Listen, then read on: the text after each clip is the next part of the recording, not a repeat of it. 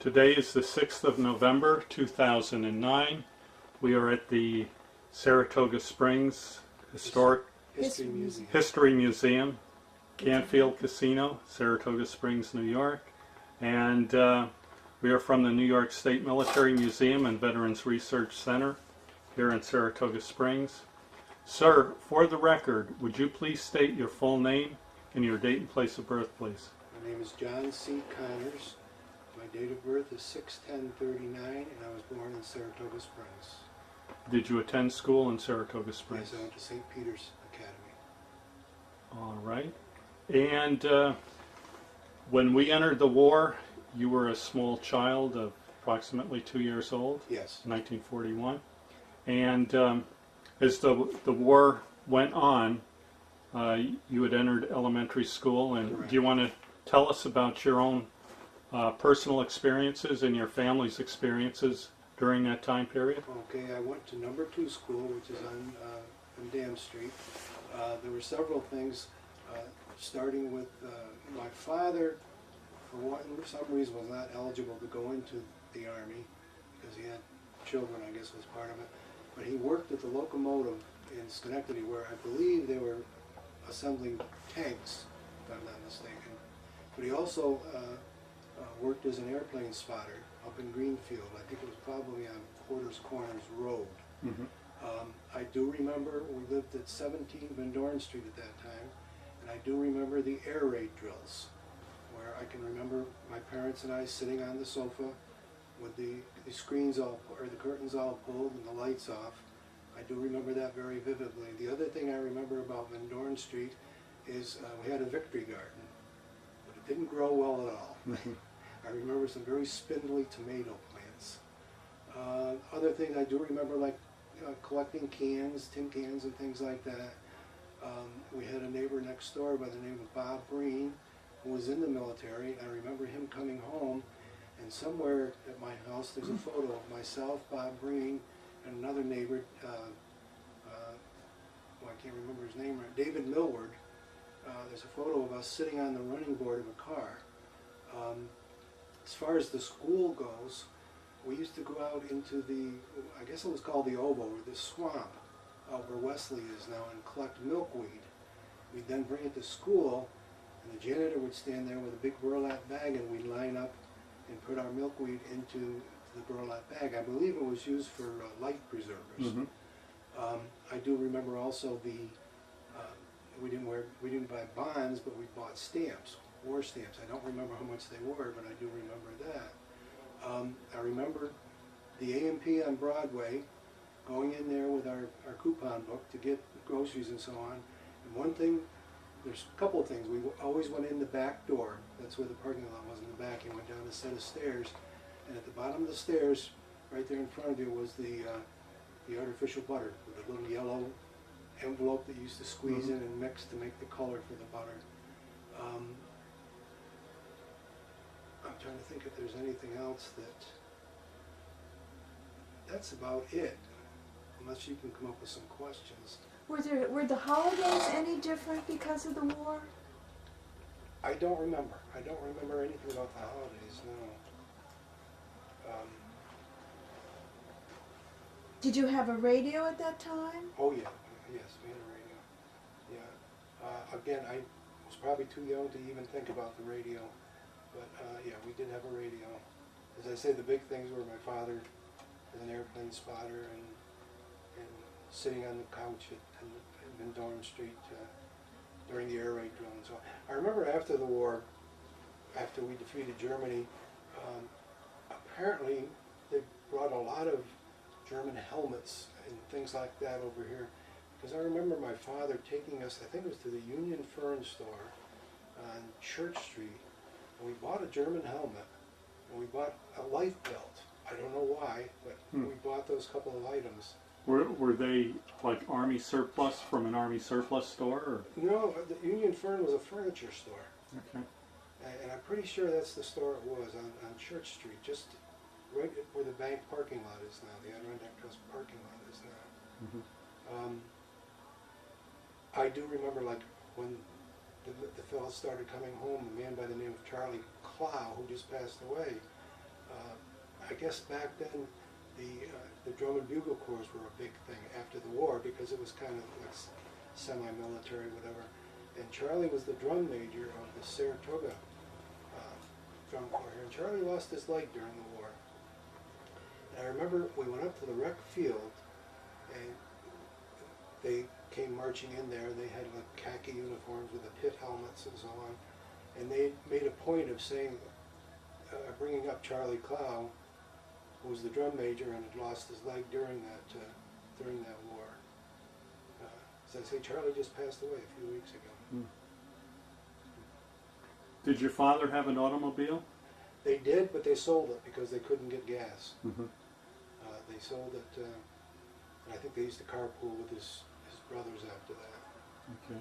He had three brothers that were in the Army, and we have a picture of that someplace where the three of them were able to meet over in Europe Oh. at one point. And there's a picture of the three of them Mm-hmm.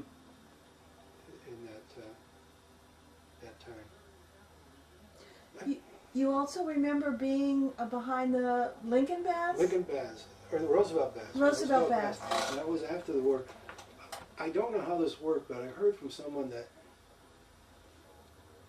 when the fellows were released from the Army, they had to spend like a week's time or something at like a convalescent place or a rest place to kind of get back into civilization.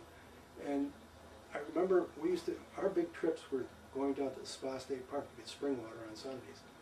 And back then, the road down into the picnic area went alongside the two Roosevelt Baths down to the end of that parking lot and then down the hill. And I can remember the veterans sitting out there on those benches in their pajamas with their coats on and so on, Mm-hmm. just relaxing, laid back and so on. So apparently the Roosevelt Baths were part of that program. I understand too, I think they did that up at Mount McGregor too. I think they did, yes. Yeah. Now, do you remember rationing at all?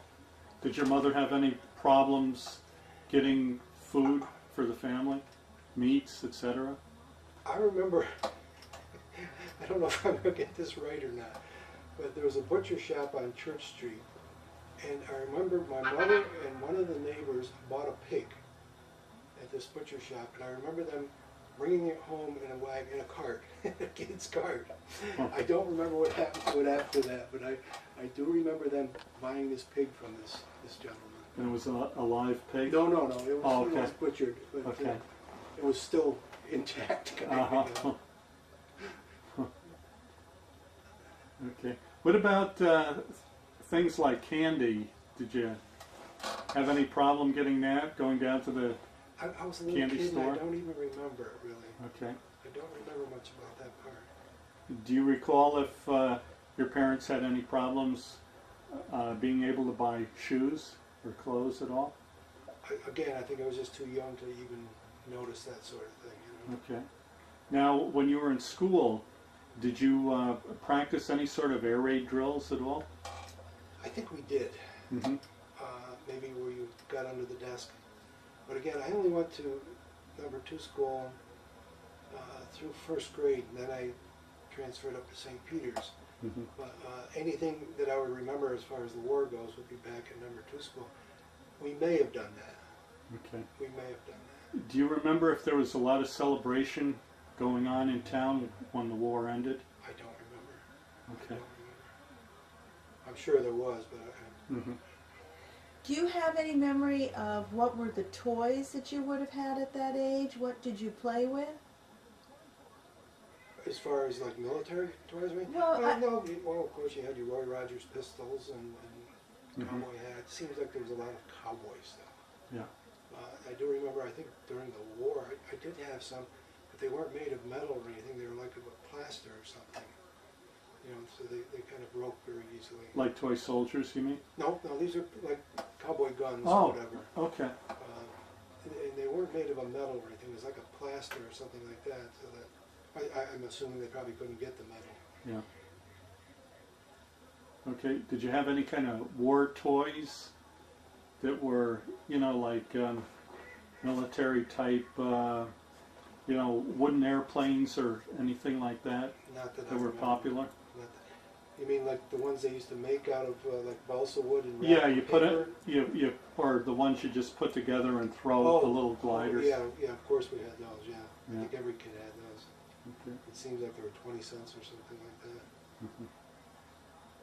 As a child, do you remember ever being fearful because the war was on? No, no. You felt secure with your Yeah. family? Yeah, again, I think I was just too young to really worry too much about it. You know, we did that little things with the stamps and the milkweed and so on, but I don't remember ever being scared or anything like that. It seems like it was very quiet at times. You know, like the city was much quieter. Of course, anything's quieter than today, but it seems like things were quieter. Uh-huh.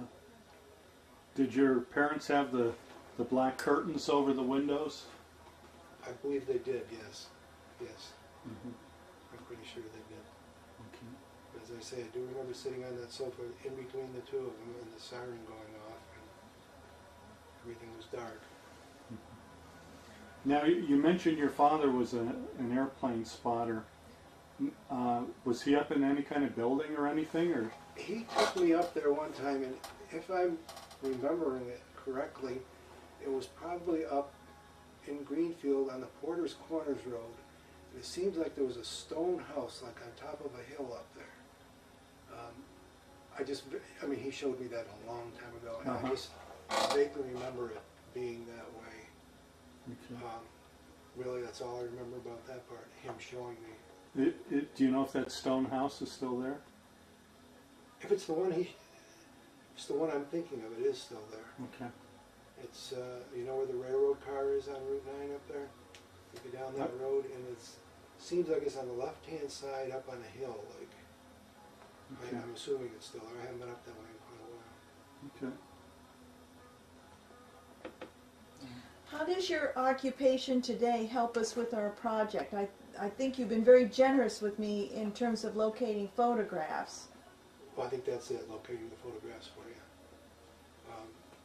Again, it's quite interesting. I've been here 6 years, and it seems like still every day I find something new as far as photographs go. Like you with looking for like war photos or photos taken during the war.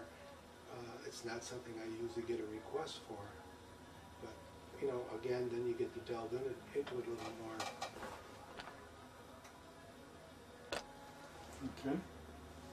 Well, thank you very much for You're meeting welcome. with I us. hope I gave you enough. Yes, you did. Did I? Yes, you did. Good. Okay, thank you. Thank you.